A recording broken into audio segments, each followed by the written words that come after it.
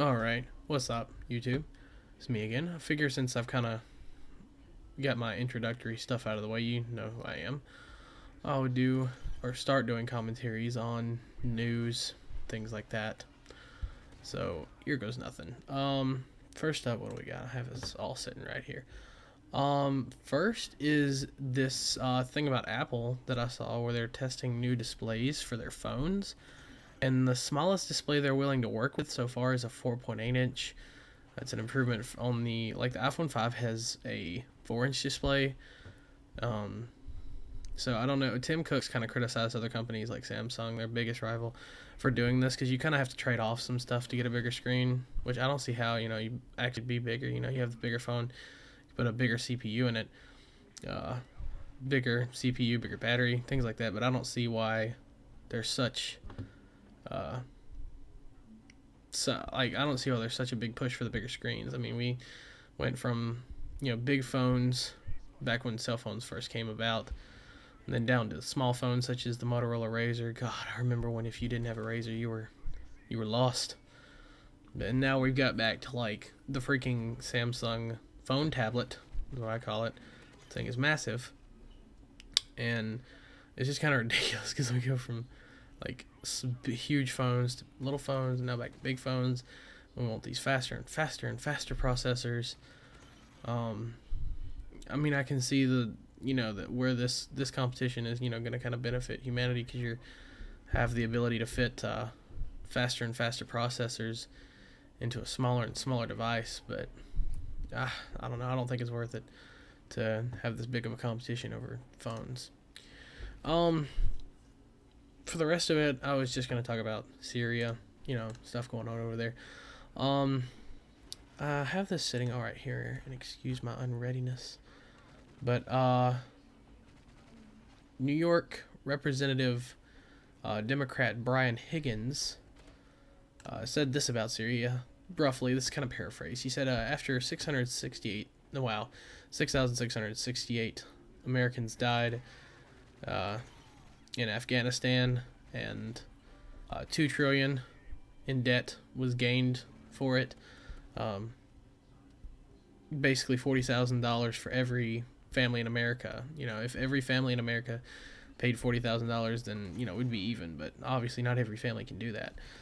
Can't just pull 40,000 out of nowhere. Now's the time for us to invest in the growth of America instead of going over to another country and kind of nosing in their business. And he didn't really like that. He's basically saying now's not the time to do this. He's not saying let's get out of their business. He's more or less just saying this isn't the time to do this. I'd have to agree. And so far, Congress is. Obama needs 217 votes at least. That's like the minimum in the House to secure the resolution for him to go to Syria, and there's nearly 4 no's for every yes at the moment. That's crazy. 109 members plan to vote no, while 23, including a number of high-profile Republicans, plan to back it.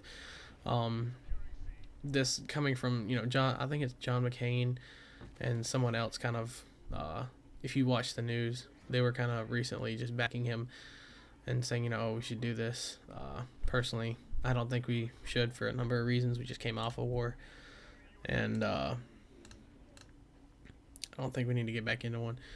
But that's obviously it's for Congress. That's not going to be an easy decision because you're not just signing a piece of paper saying, "Oh, we're going to war." That's not just okay. We're going to war. Okay, it's not just empty words. It's you're sending people over there, and for them to be in the line of fire, that's. I mean, obviously that's their job, but still, that's a big decision.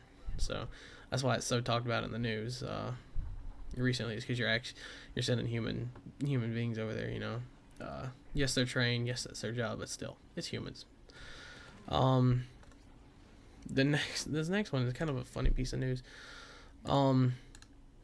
There's this website, and this is in the news. If you don't believe me, go to CNN.com.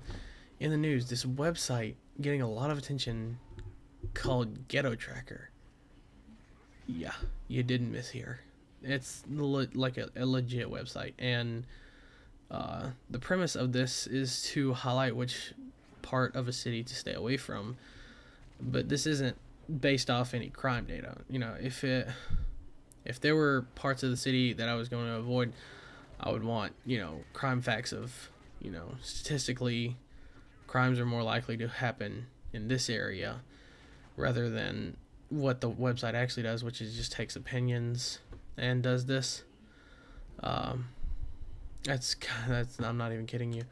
That's literally what it does. Is it'll take the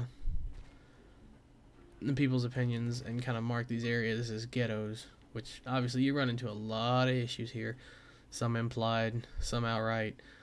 Um, there's some issues with the website was shut down by the owner, who refuses to go on camera or by telephone interview. Refuses to comment on any of this, which I'm sure he's just doing it to save his butt, but still. I kind of, oh my gosh, I just think it's kind of funny personally that there's like a website out there to track like ghettos. I thought it meant like, you know, websites are supposed to be like professional, like not all of them, you know, there's some of them that are pretty funny, but I mean, websites are supposed to be, I thought it ghetto meant like it was something to do with World War II, maybe. I kid you not, my first impression when I heard the name was maybe when you go over to Germany, you could see some of these Jewish ghettos where the Jews were put during World War II as a tour guide, and I was like, oh, that's not so bad. And then I read what it was about, and I was like, okay, this is really sketchy. I didn't read up. I mean, I didn't visit the website, but this just seems kind of sketchy and funny at the same time. Just one of those pieces of news that's really unusual. You don't hear anything like this a lot on the news. I'm not sure if it'll make headlines anytime soon, but it was on CNN.com. So, and I also needed something to comment over me going 44-15. I did work this game, but I guess for the last few minutes I'll talk about this. This is what I hope to gain from my channel. A lot of YouTube commentators, when they first start out, say, you know, they'll put out a video saying this is what I want to get from my channel. This is why. I plan to put out commentaries for fun. In the future, I'm going to look into monetizing these videos once I start getting a fairly large subscriber base. Once I hit like 100 people, hit 100 subscribers, then I'll look into the monetization aspect and find any way possible to reward my subscribers for being subscribed to me, you know, saying a, you know, kind of a thank you to them. But I don't look to be the next Allier or the next Wings of Redemption. I just kind of like YouTube, and now that I have the equipment to actually sit here and record this is fun. Like, I do this purely for fun, so people can say, hey, you know, I love it when, you know, my friends like, have you seen the new Wings of Redemption video, or have you seen the new White Boy 7th Street video? Kind of risky to mention them in the same sentence, but have you seen the new Woody's Gamertag video? And they show me, and they're like, yeah, you know, this is cool, and he's talking about news and stuff, but look at the gameplay too, and look at, you know, but listen to what he's talking about, and, you know, both aspects of it, the talking and the gameplay are, you know, they're really good, and that's kind of what I wanted to do, was, you know, to be that guy that everyone's like, hey, have you seen so-and-so's new video? Have you seen Big Sexy's new video? And your friends be like, no, I haven't seen the video.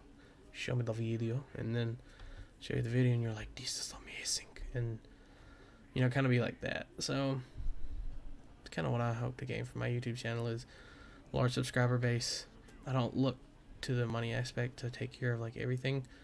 Obviously, I don't plan to make this a career. I have college plans.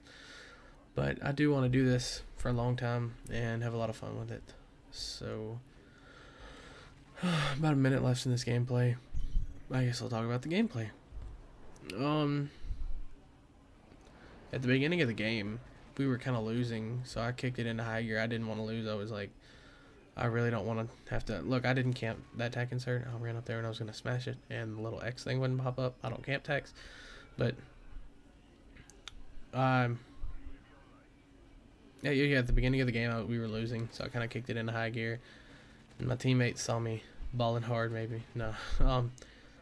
I guess maybe my team saw me trying to actually do something and, you know, kicked it into high gear. But, and this was kind of funny. I went to go up here to get him, and then I got shot at. And then he turns around, and then, oh, I was so close to getting it.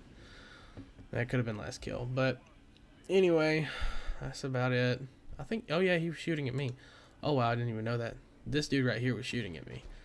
That's why I didn't get killed. So, anyway, thanks for watching. Subscribe, can't talk, and tell your friends about me.